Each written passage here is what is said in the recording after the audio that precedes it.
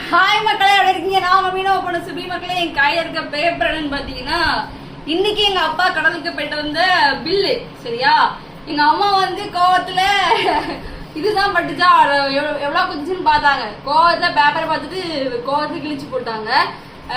எவ்வளவு வித்துருக்கா அப்படின்னா 1264 ரூபாய்க்கு வித்துருக்கு. நைட்டு 2 மணிக்கு கடல் போயிட்டு இப்ப வீட்டுக்கு மணி பாருங்க, மதியம் 3 ஆக போகுது.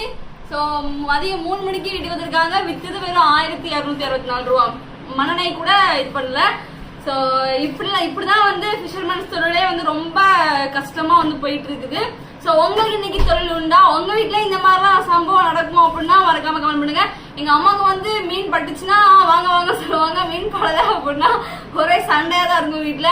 ஆனா அவங்க அப்பா தம்பி படுற கஷ்டத்தையும் வந்து அதையும் இருக்கும், இருந்தாலும் அதையும் தாண்டி அவங்களுக்கு மனசு கஷ்டமா இருக்கும். சோ இந்த மாதிரி சம்பவம் அவங்கள்ட்ட நடக்கும் அப்படின்னா மறக்காம கமெண்ட்